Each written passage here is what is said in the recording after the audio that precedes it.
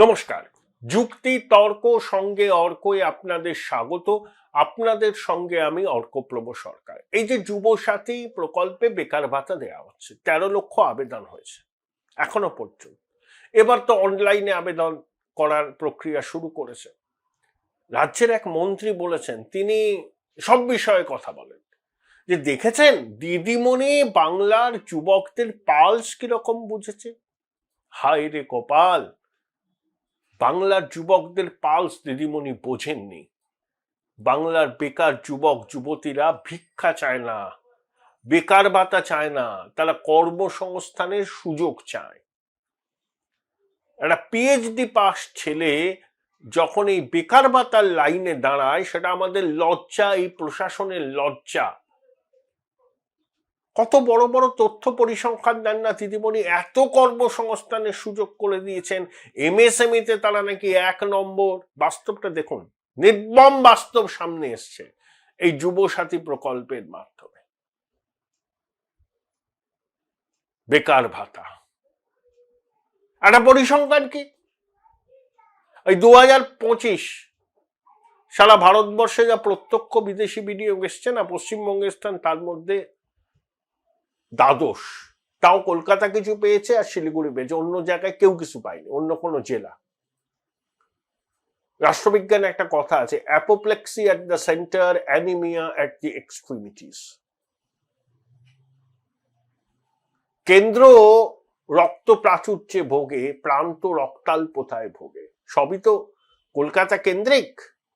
জেলায় জেলায় শিল্প তালুক করেছেন, ওখানে গরু ঘাস খায়, পাঁচিল দিয়ে রেখেছেন, পাঁচিলটা ছিল ভেঙে গেছে। শ্রীমতী ভয়ঙ্করী শিল্প জানেন না, তিনি জানেন শিল্প কি করে তাড়াতে হয়। একটা নির্মীয়মান কারখানাকে শুধুমাত্র ক্ষমতায় আসার জন্য যে একজন ভেঙে ফেলতে পারে, ভূভারতে তার কোনো নজির নেই। এবং শিল্পপতিরা বিন্দু মাত্র বিশ্বাস করেন না দিদিমণিকে। আমন্ত্রণ জানালে আসেন, মিষ্টি মিষ্টি কথা বলেন। ওই যে বলি না আমি, শিল্পপতিরা পশ্চিমবঙ্গে আসলে গঙ্গা দাস, দিল্লিতে গেলে যমুনা দাস। আরে বিড়লা উপাসের কারখানাটা উদ্বোধন হলো না কেন? খুব আশা ছিল দিদিমণির, হাসি মুখের ছবি দেবেন কুমার মঙ্গলম বিড়লার সঙ্গে। আরে কুমার মঙ্গলম বিড়লা তো আবার সুস্থ হয়ে গেছেন, অসুস্থ ছিলেন হয়তো, এখন তিনি সুস্থ। হবে না, ওই কারখানার উদ্বোধন হবে না। নির্বাচন মিটে গেলে, নতুন সরকার আসলে, যদি তৃণমূল সরকার আবার ফিরে আসে, তবে দেখবেন আরো অনেকদিন বাদে ওই কারখানার উদ্বোধন হবে। যদি পরিবর্তন হয়, দেখবেন নতুন সরকার শপথ গ্রহণের 1 সপ্তাহের মধ্যে ওই বিড়লা উপাসের কারখানার উদ্বোধন হবে। আর একটা কথা জেনে নিন তৃণমূলের বন্ধুরা, একটা সমাজকে আপনারা ভাতা নির্ভর করেছেন, কর্ম বিমুখ করেছেন। ভোটে জিতলে পাপস্খালন হয় না। বামেরা তো অনেকবার ভোটে জিতেছে, তার জন্য কি তাদের মরিচঝাপির পাপস্খালন হবে? আনন্দমার্গীর পাপস্খালন হবে? অনিতা দেওয়ানের ঘটনার পাপস্খালন হবে? হবে না। সিঙ্গুর নন্দীগ্রাম নেতাই তো কফিনে শেষ পেরেক পুঁতেছিল। ছোটাঙ্গারিয়ার পাপস্খালন হবে? নেতাইয়ের পাপস্খালন হবে? নানুরের পাপস্খালন হবে? হবে না। পাপ বাপকে ছাড়ে না। তৃণমূলের বন্ধুরা জেনে রাখো, নির্বাচনে জয় পরাজয় হয়, সেটা একদিনের খেলা। খেলা হবে, প্রত্যেক নির্বাচনে আপনারা খেলবেন আর বিরোধী পক্ষ হাত গুটিয়ে বসে থাকবে সাইড লাইনের ধারে, সেটা কিন্তু হবে না। বারবার বন্ধু, 15 বছরে আপনারা চৌর্যবৃত্তির সাম্রাজ্যকে প্রতিষ্ঠা করেছেন। বামেরা ওই গণতন্ত্রের নামে পার্টিবাজি করত, আর আপনারা লুম্পেন প্রলেতারিয়েত তৈরি করেছেন। যাই হোক, বাংলার কর্মসংস্থানের মলিন চিত্রটা সামনে আসলো, আর মন্ত্রী বলছেন, দেখো শ্রীমতী ভয়ঙ্করী কত পালস বোঝেন মানুষের। লজ্জাও করে না এদের। আপনাদের বলি, চ্যানেল সাবস্ক্রাইব করবেন, সহায়তা করবেন। আপনাদের সহায়তায় আমি কৃতজ্ঞ। থ্যাঙ্কস বাটনে ক্লিক করলেই আপনাদের আর্থিক সহায়তা আমার কাছে পৌঁছে যাবে। প্রতিকুর রহমান সিপিআইএম এর তাজা নেতা, এসএফআই এর রাজ্য সভাপতি ছিলেন, সভাপতি বা রাজ্য সম্পাদক ওরকম একটা কিছু, রাজ্য কমিটির সদস্য, দুবার নির্বাচনে লড়েছেন। প্রতিকুর রহমান নাকি পার্টির সঙ্গে সব সম্পর্ক ছেদ করতে চান, সম্মানজনক বিচ্ছেদই চান হয়তো সৈফুদ্দিনের মতো। আমার একটা প্রশ্ন আছে প্রতিকুরের উদ্দেশ্যে। আমি প্রতিকুরকে ব্যক্তিগতভাবে চিনি না, আমি শতরূপকে চিনি, সায়নকে চিনি, সায়নদীপকে চিনি, তিনজন আমার ভাতৃসম। আমি এদের ব্যক্তিগতভাবে অত্যন্ত পছন্দ করি, কিন্তু প্রতিকুর খুব লড়াকু নেতা আমি শুনেছি, কিন্তু আমার সঙ্গে তার কোনো আলাপ হয়নি, ফোন আলাপ হয়নি, এবং মীনাক্ষীর সঙ্গেও আমার হয়নি। প্রতিকুর বলেছেন যে কমিউনিস্ট পার্টি করতে গেলে নীতি আদর্শ মানতে হয়। অবশ্য হয়তো প্রতিকুরের মতো আরো অনেকেই এখনো মনে করেন বিপ্লব স্পন্দিত বুকে তিনিই লেনিন, হতেই পারে, আমার কোনো তাতে আপত্তি নেই। নীতি আদর্শের বশেই রাজনীতি হয়। আমি প্রতিকুর ভাইকে শুধু একটা কথা বলি, আপনার সঙ্গে কমিউনিস্ট পার্টি সম্মানজনক বিচ্ছেদ হোক বা অন্য কিছু হোক, বা আপনি শেষ পর্যন্ত মত পরিবর্তন করে দলে থাকুন, সেটা আপনার বিষয়, কিন্তু এরপরে যদি আপনি তৃণমূলের ঝান্ডাটা ধরেন, তখন আপনার এইসব কথার কিন্তু কোনো মূল্য থাকবে না। কোন রাজনৈতিক কর্মী সে যদি মনে করে নীতি এবং আদর্শে অবিচল থাকবে, সে কখনো তৃণমূল কংগ্রেস করতে পারে না। তৃণমূল কংগ্রেসের সঙ্গে নীতি আদর্শের যোজন যোজন ফারাক। They are playing football with the ideology, brother. They are playing football with the ideology. বামপন্থীরা নীতি আদর্শের প্রশ্নে বিচ্যুতি ঘটাচ্ছে, নীতি আদর্শ ছাড়া কমিউনিস্ট পার্টি করা যায় না, আমি মানলাম, আমি এগ্রি, কিন্তু এই ধুয়ো তুলে আপনি যদি সিপিআইএম ছেড়ে তৃণমূলের ঝান্ডা ধরে দক্ষিণ 24 পরগনা থেকে নির্বাচনে লড়েন, তাহলে আপনাকে বিশুদ্ধ ধান্দাবাজ আর ভণ্ড ছাড়া আর কিছুই বলবো না। কারণ নীতি আদর্শের সঙ্গে রাজ্যের শাসক দলে ন্যূনতম সংস্রব নেই। তাদের একটাই নীতি, জানেন তো, এলোমেলো করে দেমা, লুটে পুটে খায়। এখন ওর সঙ্গে শতরূপের ঝামেলা, যতদূর আমি জানি শতরূপ সেলিম বাবুর হুমায়ুনের সঙ্গে বৈঠককে সমর্থন করেছিলেন। আসলে এই তরুণ ব্রিগেড, শতরূপ 2011 ভোটে লড়েছিল, 25 বছর বয়স। আরে হারতে আর কার ভালো লাগে? সংসদীয় গণতন্ত্রে থাকবো, নির্বাচনে লড়বো, বিধানসভা লোকসভায় খাতা শূন্য থাকবে, শূন্যের গেরো কাটবে না, এটা কারুরই ভালো লাগার কথা না। আর শতরূপের একটা বিষয়কে আমি সমর্থন করি, নীতি নৈতিকতার দায়ভার কি শুধুমাত্র বামপন্থীদের নাকি? হয়তো বামপন্থীদের কাছে লোকের এক্সপেকটেশন যে তারা অন্তত নীতি নৈতিকতার বিষয়টা সামনে আসবে, কিন্তু বাস্তব রাজনীতি হচ্ছে এটাই, শূন্যের গেরো কাটাতে হলে নীতি নৈতিকতাকে আঁকড়ে থাকলে লাভ কিছু হবে না, শূন্যের গেরো কাটবে না। তাই প্রতিকূল আগামী দিনে কি করবেন সেটা তো স্পষ্ট হবে। ওদের সব রাজ্য কমিটির বৈঠক টৈঠক আছে, সবাই বলছেন দলের অভ্যন্তরের বিষয়। ঠিক আছে, আপনাদের অভ্যন্তরের বিষয় আপনারাই ঠিক করবেন, কিন্তু বঙ্গবাসী এটুকুও দেখতে চায় প্রতিকূলের কাছে, তিনি কটাক্ষ করেছেন নীতি আদর্শ বিসর্জন দিয়ে কমিউনিস্ট পার্টি করা যায় না। ঠিক কথা, ঠিক কথা। আপনি তরুণ তুর্কি, আমরাও দেখবো আপনি ভবিষ্যতে কি করেন। যদি বামপন্থী রাজনীতি থেকে, মানে সিপিএম থেকে দূরে সরে গিয়ে আবার বামপন্থী রাজনীতি করেন বা কংগ্রেস করেন, কংগ্রেসের একটা নীতি আদর্শ আছে। আব্দুল সাত্তার তো গেছেন কংগ্রেস থেকে তৃণমূলে, প্রথমে বামপন্থী থেকে কংগ্রেস, তারপরে তৃণমূলে। তবে তিনি দলটলে যোগ দেননি, মুখ্যমন্ত্রীর সংখ্যালঘু দপ্তরের উপদেষ্টা। সংখ্যালঘু দপ্তরটা মুখ্যমন্ত্রী আব্দুস সাত্তারকে ছেড়ে দিয়েছেন। অনেকে বলছেন সাত্তারের হাত আছে প্রতিকুরকে তৃণমূলের ফোল্ডে নিয়ে আসায়। আমি তো এই প্রতিকুর রহমানের ভবিষ্যৎটা পদক্ষেপটা দেখতে চাই। শেষ পর্যন্ত তৃণমূলের ঝান্ডাটা ধরে কিনা। যদি ঝান্ডা না ধরে, অন্য রাজনৈতিক দল করে, সিপিএম এ থাকে, চুপচাপ থাকে, আমার কোনো অসুবিধা নেই, ওটা ব্যক্তিগত বিষয়। কিন্তু যে নীতি নৈতিকতার প্রশ্ন তুলে সরব হচ্ছে, সে যদি গিয়ে তৃণমূলের ঝান্ডা ধরে, তখন তাকে ভণ্ড বলা ছাড়া আমার কাছে আর কোনো উপায় নেই।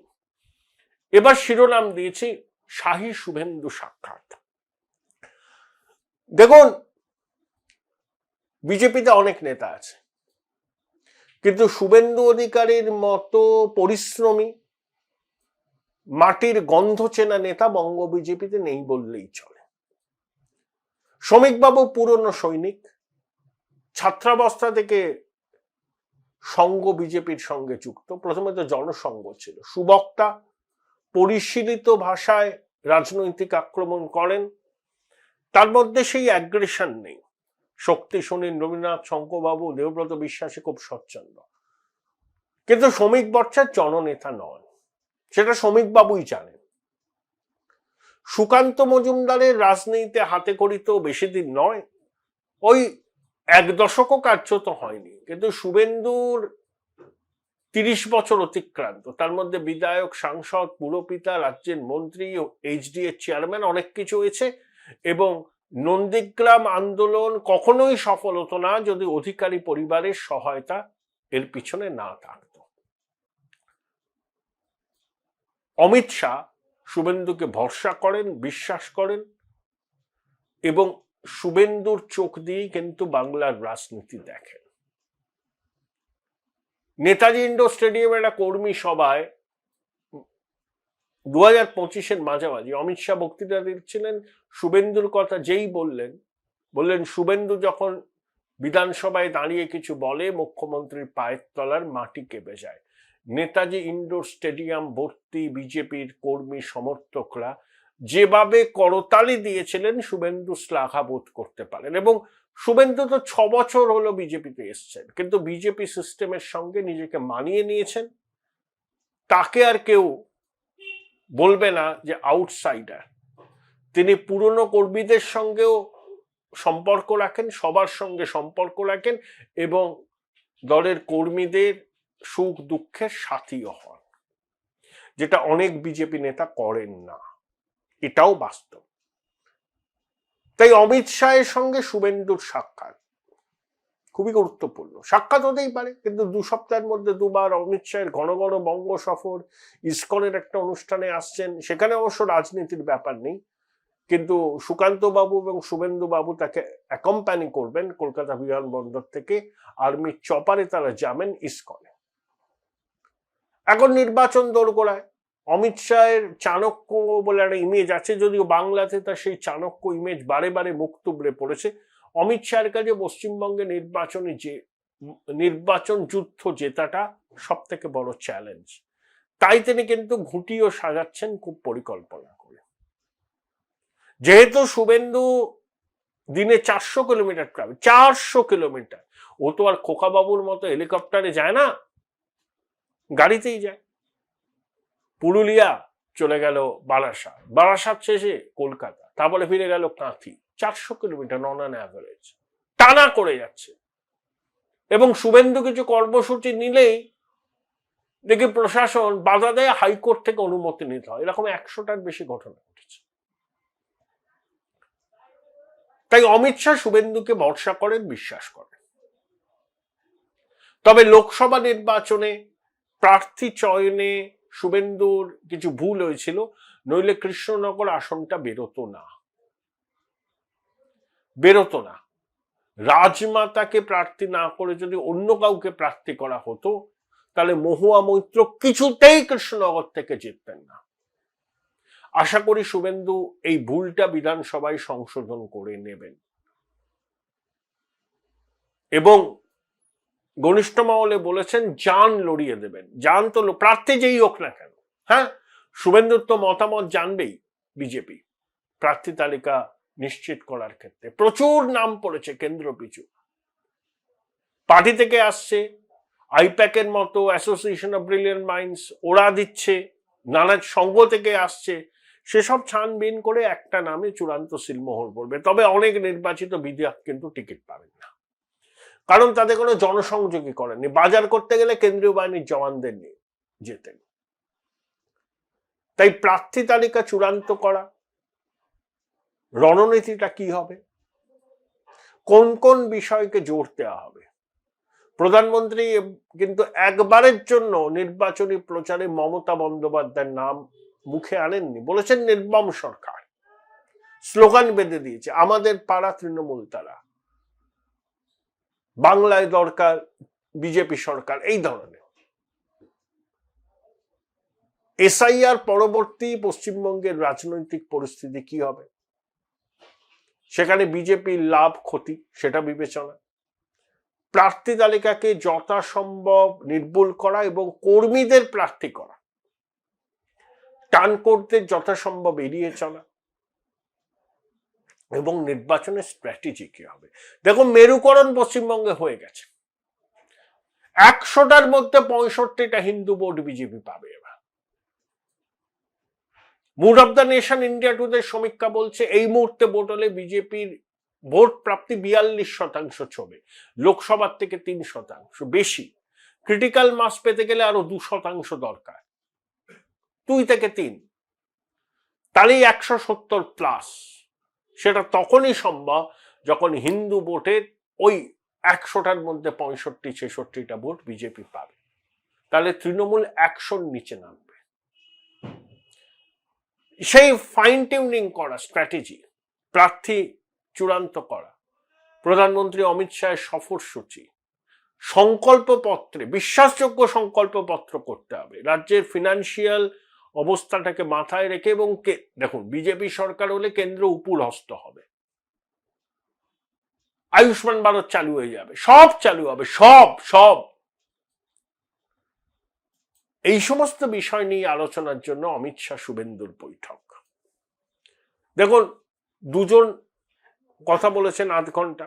শুভেন্দুবাবু বলেছেন যে অমিতজি কিছু পরামর্শ দিয়েছেন নির্বাচন নিয়ে, অবশ্যই তিনি আর বিস্তারিত বলেননি।